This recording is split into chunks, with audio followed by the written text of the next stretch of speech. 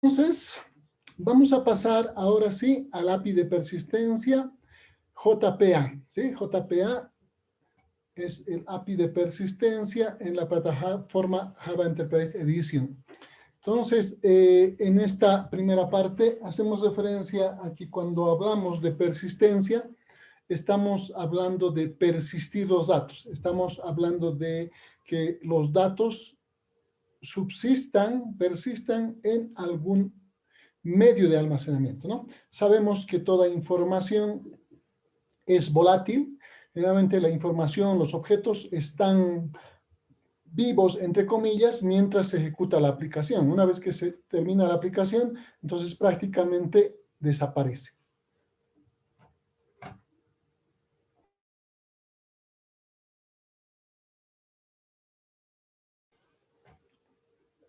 Entonces, en ese sentido, cualquier aplicación siempre va a tener la necesidad de que sus datos puedan persistir. Mejor si es una base de datos. Asimismo, para la parte de la conexión, como ya lo habíamos mencionado,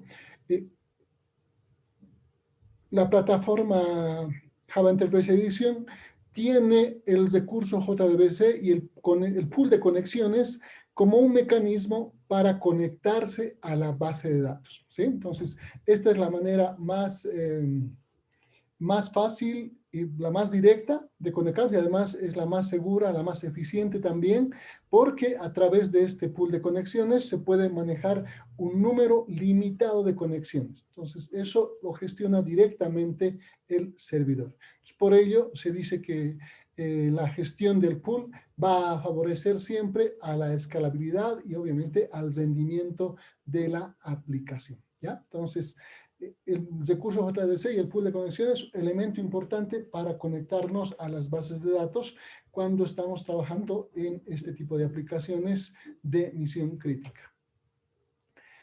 Y entramos al ORM. ORM es prácticamente un nuevo paradigma que permite manejar todo lo que tiene en una base de datos, todo lo que tiene en una base de datos en forma de clases, en forma de objetos. Entonces, el objeto ORM es un mecanismo que nos permite transponer toda una base de datos relacional y convertirlo en un modelo de objetos. Entonces, ya no tenemos que trabajar ya no tenemos la necesidad de trabajar explícitamente con las relaciones, sino más bien simplemente vamos manejando objetos. Creamos un objeto, insertamos un objeto, modificamos un objeto o eliminamos un objeto.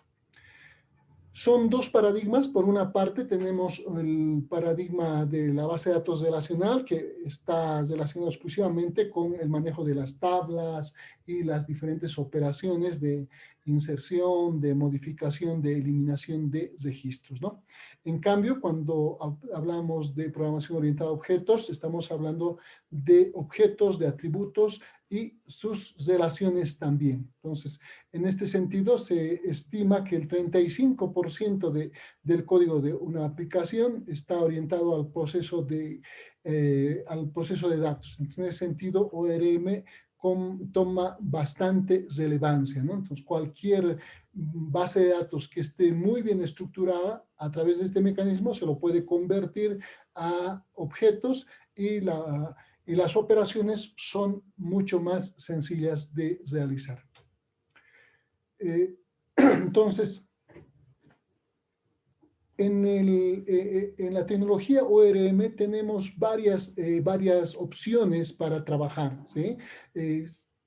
Como nos permite relacionar las tablas directamente con objetos, con clases, existen varios emprendimientos. De entre ellos podemos hablar de TopLink, podemos hablar de Hibernate, podemos hablar de Essentials, podemos hablar de muchas otras herramientas, aplicaciones también, que en realidad frameworks que nos permiten trabajar utilizando objetos relacionados con una base de datos, ¿sí? Entonces, particularmente la plataforma Java Enterprise Edition ha tomado lo mejor de la mayoría de estas de estas aplicaciones que han servido para ORM y ha utilizado esto y lo ha incorporado dentro del API de JPA. Esta API de JPA es la API de persistencia que básicamente reemplaza los EJBs llamado Entity Beans con las clases Entities, ¿no? Entonces, ya en todo caso podemos hablar de entidades que y tienen una característica mucho más especial. En realidad, en el fondo son EJBs, pero ahora nosotros vamos a utilizarlo con el nombre de entidades, con el nombre de entities. Cada vez que queramos utilizar mapeo objetos relacional, entonces de una tabla creamos su entidad. Esta entidad se puede crear de manera automática, como ya lo hemos hecho, o también se puede hacerlo de manera manual. Entonces, cualquiera de las dos opciones es completamente válida. Obviamente, cuando uno quiere tener mayor control del código, mayor control del manejo de las relaciones, siempre opta por trabajarlo de manera manual, ¿no? La genérica nos ayuda bastante, pero en algunos casos es necesario tratar de afinar ese código para que pueda servir a nuestros propósitos. Las entidades, bueno, las entidades se pueden trabajar también fuera de lo que es una aplicación Java Enterprise Edition, ¿sí? Es posible manejarlo dentro del contexto de Java Standard Edition. Entonces, para hacer las pruebas, para realizar el testeo, es posible generar una aplicación normal, una estándar, y ahí poder hacer las diferentes operaciones para probar antes de incorporarlo ya en la aplicación. Entonces, probablemente tengamos un espacio donde vamos a ir haciendo las pruebas de cómo podemos ir manejando estas entidades de tal manera que podamos incorporar información en los objetos para que se guarde en la base de datos. Dentro de las persistencias se distinguen dos tipos de persistencia, la persistencia gestionada por contenedor y la persistencia gestionada por aplicación. Ya en términos mucho más gráficos tendríamos acá una base de datos relacional que tiene varias relaciones. Por ahora hacemos simplemente referencia a tienda y producto y tienda, una relación de N a 1 a N, que al ser mapeado con la herramienta mapeo objetos relacional, prácticamente estaríamos convirtiendo toda esta relación en términos de clases, en términos de objetos, ¿no? Entonces aquí ya estaríamos gestionando todo en términos de objetos. Este gestionador, esta herramienta que gestiona generalmente va a tener un nombre, ¿no? Le vamos a poner un nombre de variable. Pero en el fondo también es una clase, es la Entity Manager, que va a tener toda la responsabilidad de hacer las diferentes operaciones e inclusive manejar el tema de las transacciones. Aquí, por ejemplo, se está hablando de un entitymanager.persist, este sería el método persist, que simplemente estaría indicando que todo lo que tiene tienda se sincronice con la base de datos, ¿no? Entonces, se han hecho cambios, se han puesto nuevos objetos, se han modificado objetos, se han hecho una serie de operaciones en tienda. Al utilizar el método persist del Entity Manager, estaríamos actualizando toda la información directamente en la base de datos, ¿no? Entonces, este es un estándar que se utiliza en Java y su implementación ayuda bastante en la parte ya del uso de la aplicación. Ahora, efectivamente, tiene algunos detalles que los vamos a ir estudiando, el cómo ir especificando las relaciones entre cada una de estas entidades, ¿no? Si bien se hace el mapeo objetos relacional, pero también a tiempo de hacer esa relación hay que establecer cuál es específicamente la relación que existe en cada una de estas entidades. Si es una relación de 1 a n, si es una relación de 1 a 1, si es una relación de n a m, también hay que especificarlo. JPA entonces va a tener en su interior 4 componentes muy importantes. Los 4 componentes, por una parte, son el ORM, que sería el mecanismo de mapeo, sería la parte que es responsable de asignar todos los objetos y relacionarlos con la base de datos relacional. Este sería uno de los componentes. El otro componente es el Entity Manager, que es el administrador de las entidades. Este administrador de las entidades nos va a ayudar a ejecutar las operaciones CRUD, porque es su responsabilidad. Entonces, el Entity Manager tiene una serie de métodos, create, delete, update, ¿no? Que son parte ya de Entity Manager y Persist, que nos van a ayudar a que los datos puedan ser actualizados directamente en la base de datos. Tenemos otro componente que es el JPQL. Este JPQL es un lenguaje de persistencia de datos. Es similar a SQL, pero bueno, acá estamos ya haciendo referencia ya no a tablas, sino a clases, y es posible a través de este lenguaje generar nuestras consultas personalizadas. Ya en el CRUD vamos a ver que automáticamente las operaciones de creación, las operaciones de actualización, de modificación, ya están incorporadas. Pero si queremos alguna consulta particular, es posible que nosotros podamos agregar, ¿sí?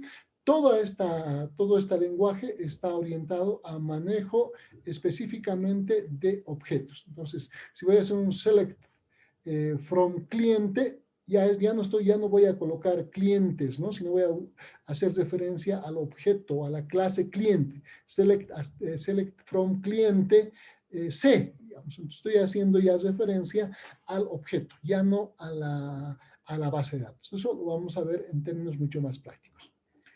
Luego tendríamos el JTA, que es el otro componente, que es el componente que está relacionado con el manejo de las transacciones y tiene por obligación, por responsabilidad, asegurar que toda transacción pueda ser realizada de manera completa, ¿sí? Entonces, JTA es otro de los componentes que forma parte de este API, que es JPA, y que nos va a ayudar a gestionar el almacenamiento en la base de datos. La mayoría de las entidades se pueden configurar, se pueden colocar anotaciones, se pueden especificar de que se trata de una entidad de dos formas. Por una parte, se pueden colocar las anotaciones, las que hemos visto, hemos colocado @entity, con eso lo hemos convertido en entidad, o también se puede trabajar en archivos XML. En versiones anteriores, la configuración, la especificación de una entidad se lo hacía a través de un archivo XML. Había que especificar en XML todas las características de la entidad. Pero en las últimas versiones se está utilizando ya prácticamente anotaciones. Las anotaciones van a indicarnos de qué tipo de entidad se trata, de qué tipo de columna se trata, con qué tabla está relacionada, con qué campo está relacionada, etcétera, ¿sí? Entonces, prácticamente estaríamos hablando de dos alternativas para especificar cualquier entidad, ya sea una por anotaciones o ya sea por XML. Nosotros vamos a utilizar en general anotaciones.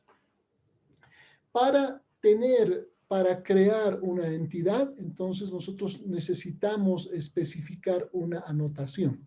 La anotación que debe tener cualquier entidad es la anotación @entity. Entonces, una clase cualquiera, una clase, por ejemplo, contacto, como lo hemos hecho hasta este momento, public class contacto. Supongamos que tenía un private ID, private nombre, private string teléfono.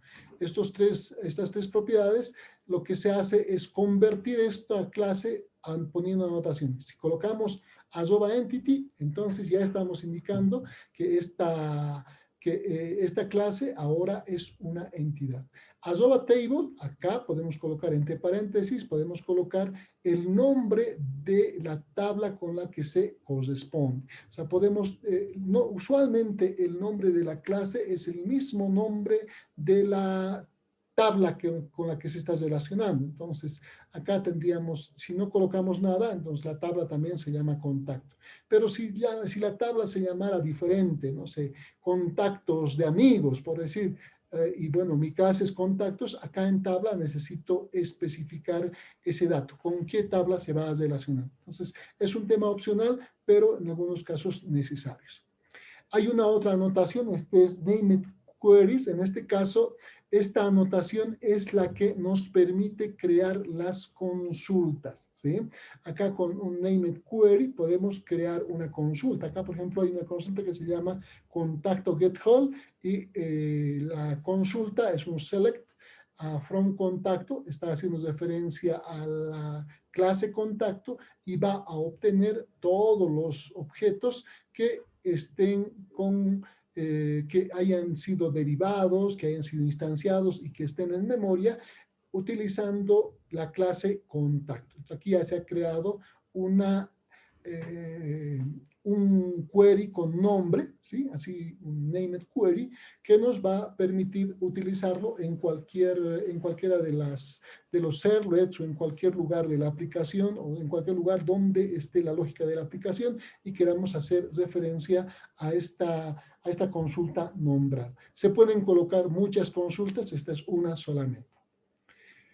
En la parte de las columnas, en la parte de los campos, para cada campo hay que ir colocando diferentes anotaciones. Por ejemplo, si se trata de un ID, generalmente los IDs son campos autonuméricos y además son llaves primarias en la mayoría de los casos. Entonces, para especificar eso hay que colocar un @id. @id estaría diciendo que esta columna, que esta propiedad en este caso, va a ser de tipo autonumérico, además es una llave primaria. Eso está especificado. Entonces, tenemos el private, encima podemos colocar @id, ya sabemos de qué se trata, ¿no? Luego, se tiene otra anotación específicamente para el campo ID también, es generated value, que sería la estrategia de generación, o sea, si va a ser una generación secuencial, va a ser una generación automática. Generalmente se utiliza automática. En MySQL nosotros utilizamos el auto increment, entonces la estrategia es automática y los números se van a ir gestionando en el JPA de manera automática, ¿no? Cuando creamos una nueva clase, un nuevo objeto, estamos adicionando en una tabla, entonces automáticamente se va a tener que generar el siguiente número que le corresponde de acuerdo al autonumérico, porque el autonumérico tiene que relacionarse con la tabla. Y luego tenemos column, ¿no? Column, que sería la anotación que especifica que tenemos una columna, que es una columna que está relacionada con el campo de la tabla. Entonces acá column, estamos diciendo que ID es una columna. Acá también se puede colocar un name y se puede colocar si fuera otro el nombre, ¿no? Podría tener un nombre y manejar en la tabla con otro nombre. Entonces en column podemos hacer ese cambio. Luego, ya de manera mucho más específica, para cada propiedad, en este caso para nombre, simplemente estamos especificando que se trata de una columna. Para teléfono se trata de una columna. Para, etcétera, ¿no? Vamos colocando para cada uno, vamos especificando de que se trata de una columna. Y si se trata del ID de la llave primaria, @ID. Y además hay que poner el generated value para ver cuál es la estrategia de generación de nuevos números. Después, específicamente va a tener los métodos getter y setter que utilizábamos hasta ahora, ¿no? Get ID, set ID, get nombre, set nombre, get teléfono, get correo, etcétera, ¿no? Adicionalmente, podemos tener también un constructor u otros métodos que sean necesarios para nuestros propósitos.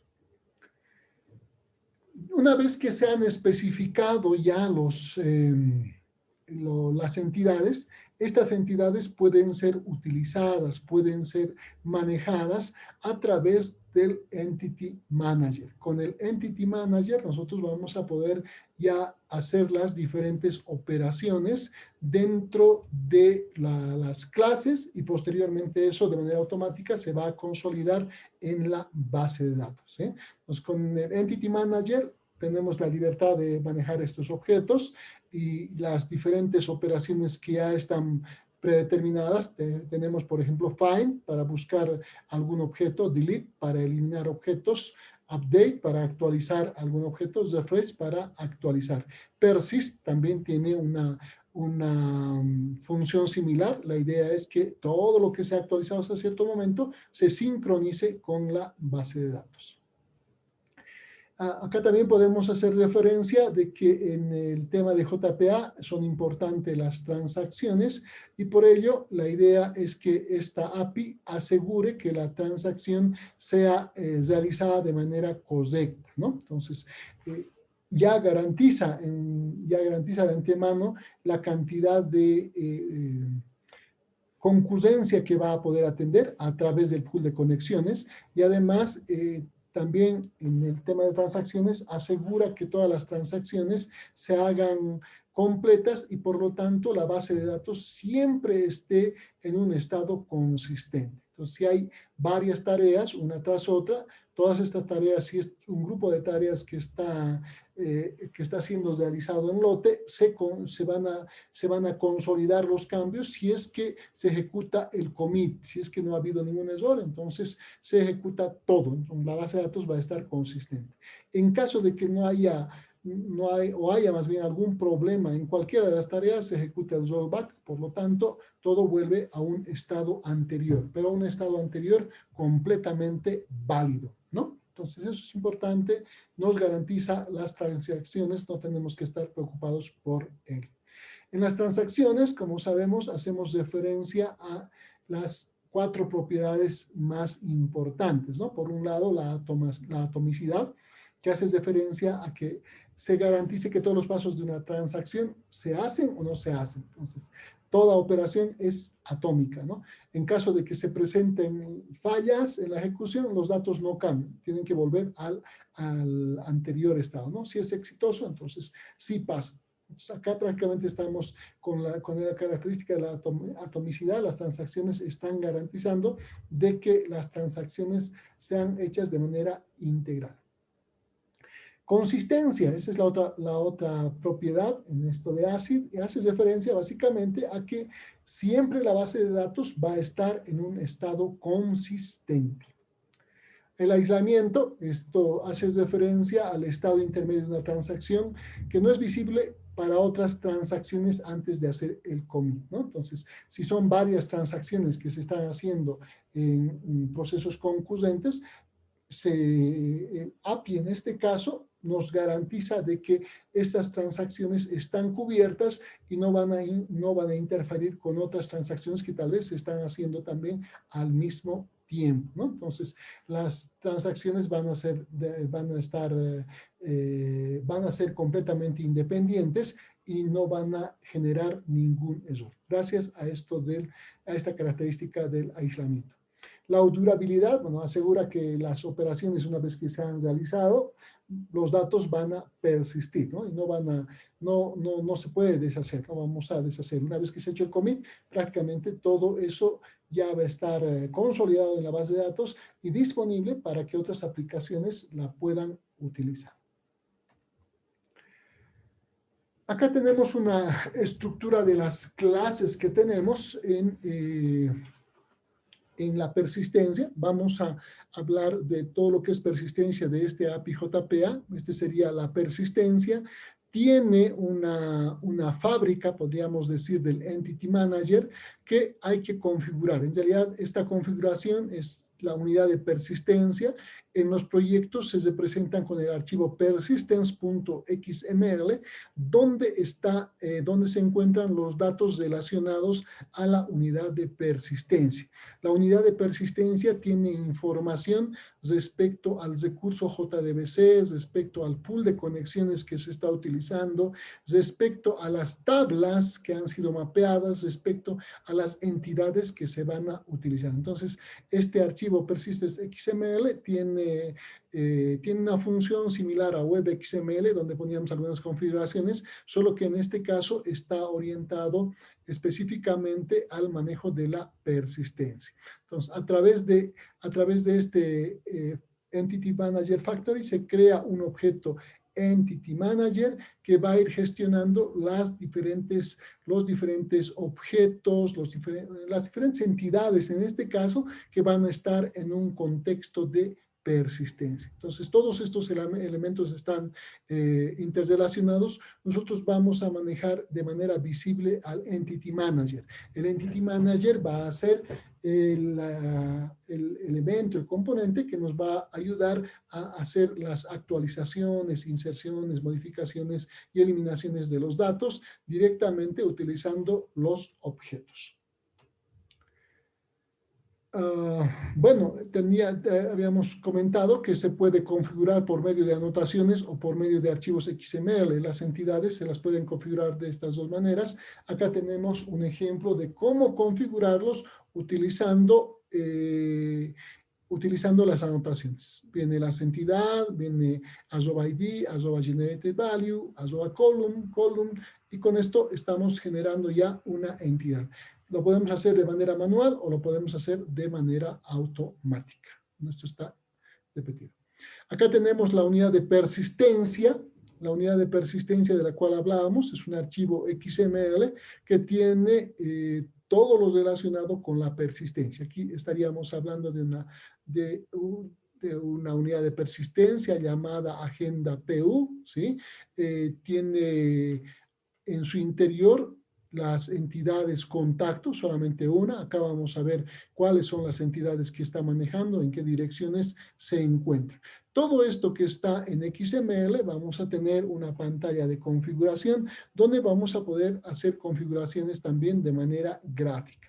El nombre de la unidad de persistencia, el proveedor de persistencia, el nombre del recurso JDBC con el cual vamos a trabajar, y acá también tenemos la estrategia de generación de las tablas, ¿no? Si la tabla va a ser creada, si va a ser eliminada y creada, o simplemente no se va a hacer nada. Entonces, ya utilizando ORM es posible que nosotros tengamos simplemente la aplicación y a partir de la configuración del API de persistencia, toda la base de datos pueda ser creada de a una, ¿no? Entonces, acá hay que seleccionar cuál va a ser la estrategia que se va a utilizar para la creación de bases de datos, ¿no? La estrategia de validación también está especificada y acá se tienen generalmente los nombres de las clases que van a ser incorporadas dentro de el proyecto como tal y que están contemplados dentro de la unidad de persistencia. En este caso, estamos hablando de uno solamente, ¿no? Aquí estaría especificado solamente una entidad. Ya, finalmente, para la parte de la implementación, el proceso que vamos a seguir va a ser el siguiente. Primero, vamos a crear el proyecto, ¿sí? Luego vamos a crear el recurso JDBC, si es que no existiera. Acá ustedes se han visto que hay que asegurarse de que NetBeans esté conectado a la base de datos para que podamos crear sin inconvenientes el recurso JDBC. Una vez que se ha creado el recurso JDBC, se procede a crear las entidades, ¿sí? Se puede ser creados de manera manual o pueden ser creados de manera automática y posteriormente modificados.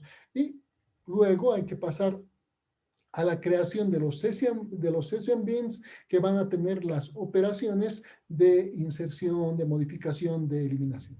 Posteriormente vamos a crear los servlets, ¿sí? Que nos van a permitir gestionar las diferentes operaciones del CRUD, inserción, modificación, eliminación.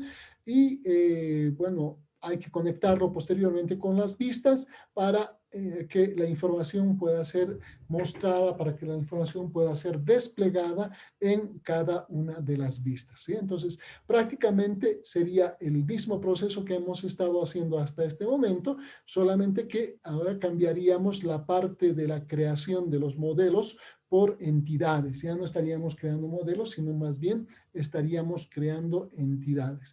Y la parte que trabajábamos con DAO, ahora estaríamos trabajando con los Session VM, ¿no? Podemos cambiar el nombre y ponerle DAO también, pero vamos allá a hacer en los ejercicios la forma de implementación. Y después en los servlets, la lógica que manejábamos, la lógica de recibir llamadas, peticiones GET y luego hacer las operaciones creando objetos y esos objetos poniéndolos como atributos de request y mandarlos a la vista y desplegarlos y demás, va a continuar trabajándose, ¿no? Además, igual vamos a utilizar WebXML para redireccionar el archivo o el recurso a través del cual vamos a trabajar. Y la última parte que se refiere a la creación de vistas que hemos estado haciendo hasta este momento. Vamos a utilizar JSP todavía y si alguno quiere también ya puede utilizar JSF en estos casos. Habíamos comentado que ambas tecnologías se pueden juntar, se pueden fusionar y no van a tener errores tampoco, ¿no? Si están completamente interdependientes, diferentes, pero se puede llamar uno a otro, ¿ya? Listo, entonces esta sería la parte teórica que corresponde a JPA, al API de persistencia, y ahora ya tendríamos que trabajar en la parte del ejercicio, de la ejemplificación de los CRUDs, pero utilizando JPA, ¿ya? Entonces creo que hasta aquí el día de hoy, creo que vamos a parar acá, para que más bien ustedes puedan hacer ya la participación del día de hoy, que va a ser la generación de un CRUD JSF automático como el que hemos hecho, pero de una otra base de datos diferente. Ustedes se buscan una base de datos, me imagino que deben tener algunas, si no buscan alguna otra base de datos que por lo menos tenga 3 tablas y de esas 3 tablas que se haga la generación automática de los JSFs, creando las entidades principalmente y luego los archivos JSF para que se puedan hacer los CRUDs.